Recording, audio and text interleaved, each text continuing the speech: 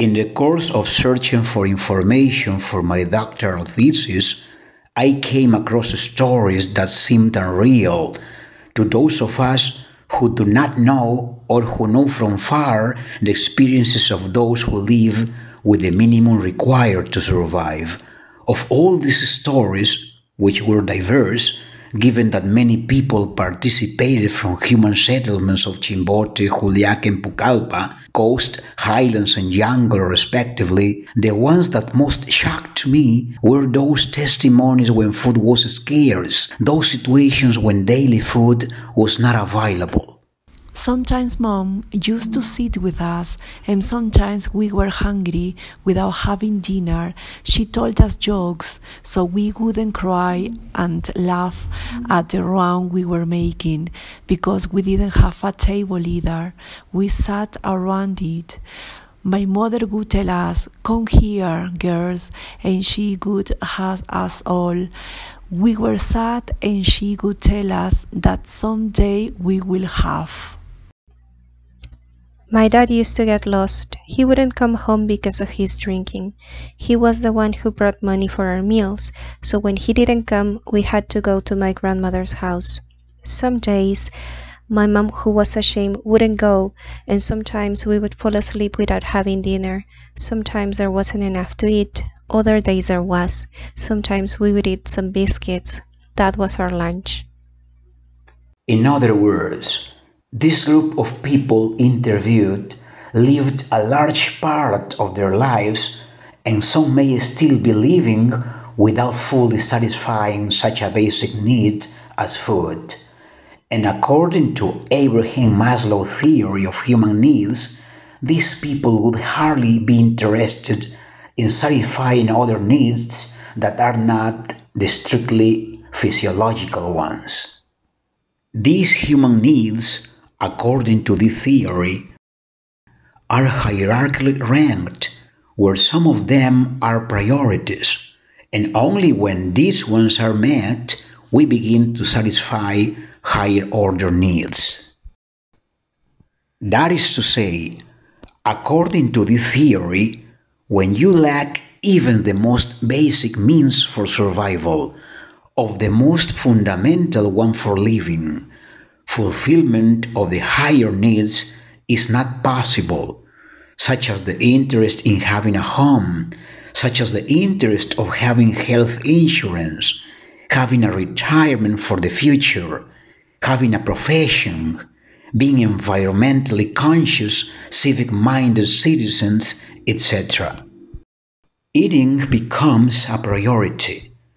In a sense, they usually think about what they are eating tomorrow, and it is almost the only one that interests them, the only thing they think about. My boss didn't give me any education. He wouldn't even let me go out the corner because something was wrong with the girls, he said. Then they show up with the kids, with the babies, he said. So he didn't even let me study. Nothing. I didn't say anything. But for me, it was there at home where I was really happy. I had everything to eat, everything. And then I didn't even think about studying. What was I thinking of? The point is that I didn't study anything. Under these circumstances, being happy, being content, is just a matter of appeasing hunger, of filling the stomach, and considering that in our country, there are many people living in extreme poverty, a situation that is further aggravated by the effects of the pandemic. These testimonies would be representing these millions of fellow citizens, millions of our compatriots. On the other hand, it is known that the mere fact of thinking only about the economic needs, about the fact that the next day your water and electricity services would be shut off because of not having paid the bills, can severely affect mental ability. In other words, poverty is not just a matter of not having money in your pocket. It's not just a matter of not having material resources. Rather, what is most damaging, What is most harmful is that poverty undermines and affects reasoning and judgment. In other words, the constant stress of living in misery generates in people ways of thinking, ways of acting and reacting. This is the real impact of poverty. Did you know that increasing amounts of evidence in respect of the negative impact on some brain regions are being produced? There is growing, solid, tangible evidence that living in poverty affects brain development, which in turn affects judgment and ability to reason and impedes the ability to solve problems, set goals, and complete tasks efficiently. In addition, it is known that low-income people have a lower volume of cellular tissue in certain areas of the brain that are important areas for reasoning and decision-making. Perhaps this could be the reason why in the most deprived areas of the country, in the most impoverished parts of our country, the candidate that receives a majority of the electoral votes is the one who woos voters with foodstuffs. Perhaps this could be one of the reasons why a candidate for governor in the Ancash region won these elections by offering his voters 500 soles. The political opportunists, taking advantage of this impoverished people weakness, see in these populations their political stronghold, in which they do not spare any effort to grant gift to get the so longed for popular vote, the one that definitely has successful result.